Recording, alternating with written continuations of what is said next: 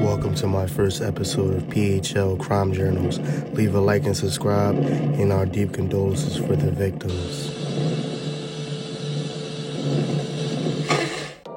Elaine Goldberg was a bright, caring, and loving person who overcame many different obstacles in her life. Her hardest obstacle was overcoming drug addiction. She wanted to do something positive with her life, so she re-enrolled back in college at Gwyneth Mercy University, located in Montgomery County, Pennsylvania. She joined the college nursing program, completely kicking her addiction to the curb and unlocking a new bright chapter in her life. Elaine Goldberg's sister said, and I quote, "She wanted to go places. She had set goals and she was going to achieve them." The path to her goals will ultimately cut short in a heartbreaking way.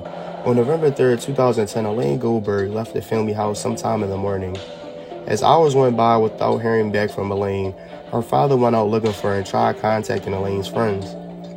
Later that day at 11 p.m., a Philadelphia police officer knocked on the family's door to inform them that Elaine's body had been found.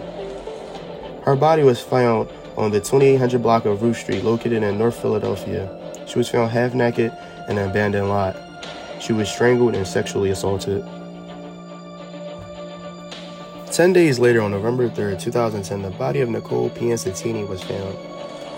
Nicole's body was found less than a mile away from the location of where Elaine's body was found. Philadelphia police initially claimed there was no indication that the two murders were connected. While police were waiting for the DNA results from both crime scenes, multiple women in the immediate areas of both crime scenes came forward telling police they had been sexually assaulted by a stranger. DNA from both crime scenes eventually came back, matching the same unknown male, dubbing him the Kensington Strangler. The Kensington community was in an uproar. One online post falsely identified a suspect, which led to an angry crowd outside the man's home. Fearing vigilantes, he called police, who later cleared him and got rid of the mob of people outside his home. Police commissioner at the time, Charles Ramsey, released a statement saying, and I quote, "We will not tolerate anyone taking vigilante action. If you see someone suspicious, call 911 and we'll get there. We will handle it," end quote. At this time, police only had a grainy surveillance photo and a composite sketch of their potential suspect. At that time, a reward of $37,000 was being offered, with information leading to the arrest and conviction of the person responsible for these crimes. On December 15th, the half-naked body of Casey Mahoney was found in a patch of woods near some railroad tracks in the Kensington area. She was discovered not too far from the other two victims. All three victims were strangled and sexually assaulted, which heightened the fear and boosted the rumors that there was a serial killer lurking in the area.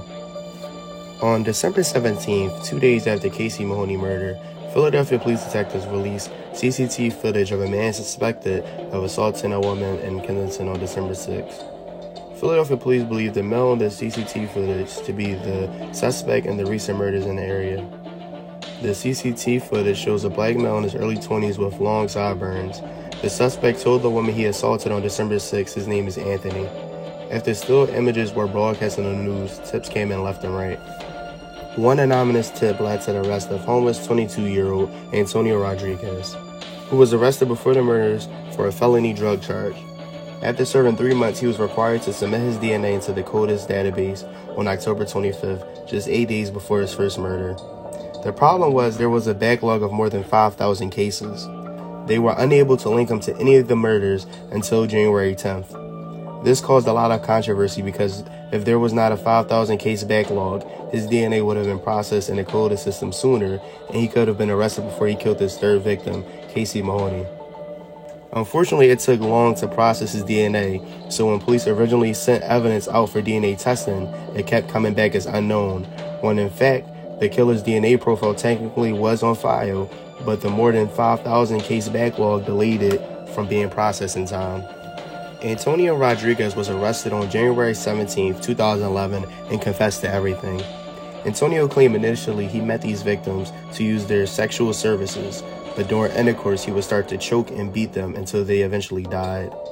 He also admitted to engaging in sexual activity with their corpses.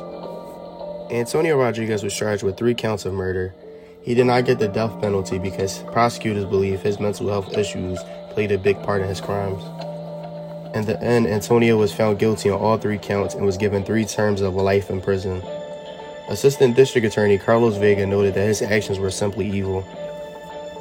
Let's take 1 minute to remember Casey, Elaine and Nicole, they will never be forgotten.